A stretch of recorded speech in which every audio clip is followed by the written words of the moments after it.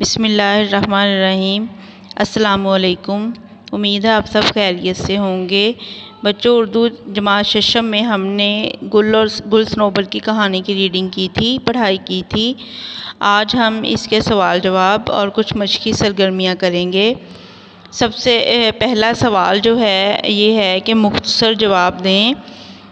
یہ آپ نے سوال جو اپنی نوٹ بک پہ لکھنے ہیں۔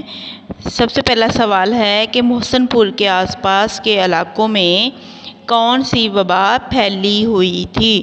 تو جیسا کہ بچوں ہم نے پڑھا کہ طاعون کی وبا پھیلی ہوئی تھی جو چوہوں سے پھیلتی ہے، تو ہم اس کا جواب لکھیں گے کہ محسن پور کے آس پاس کے علاقوں میں طاعون کی وبا پھیلی ہوئی تھی۔ سوال نمبر 2، گل اور صنوبر کا آپس میں کیا رشتہ تھا اور وہ زہیرہ کے گھر کیوں گئے؟ تو بچوں ہم نے پڑھا کہ گل اور صنوبر کا دونوں بہن بھائی تھے اور وہ زہیرہ کے گھر کھانے کی تلاش میں گئے تھے۔ سوال نمبر 3، زہیرہ اپنے گناہ کا کفارہ کیسے ادا کرنا چاہتی تھی؟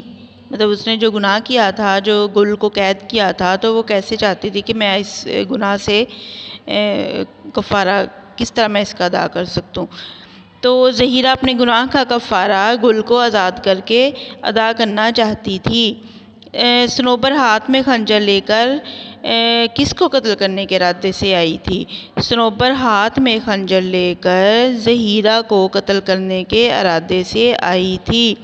سوال نمبر 5، نصیر کون تھا اور اس کی حالت کیوں خراب ہوتی جا رہی تھی؟ تو نصیر جو تھا وہ زہیرہ کا بیٹا تھا۔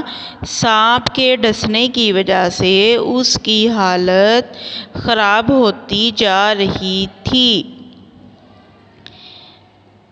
اگلا سوال، اس کہانی میں کس قوم کی خودداری اور غیرت بیان کی گئی ہے؟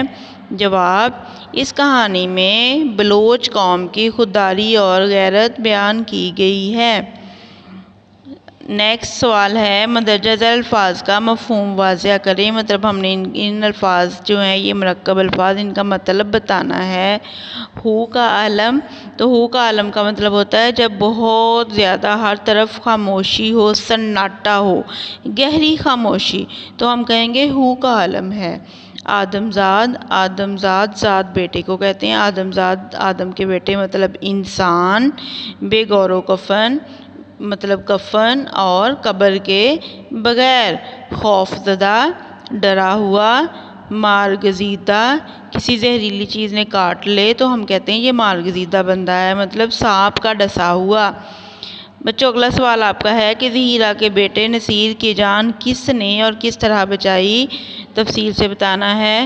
تو اس کا جواب ہے، نصیرہ کے بیٹے کی جان سانپ کے ڈسنے کی وجہ سے نصیرہ کے بیٹے کی حالت خراب ہو گئی تھی اور اس کے بیٹے کی جان صنوبر نے بچائی، جو ایک پودے کا رس نکال کر لائی اور اس کے منہ میں ٹپکا دیا، جس سے اس کی جان بچ گئی۔ تو بچوں آج کا یہ آپ کا جو کام ہے آپ نے اپنی نوٹ بک پہ کرنا ہے، سوال جواب اپنی نوٹ بک پہ لکھنے ہیں۔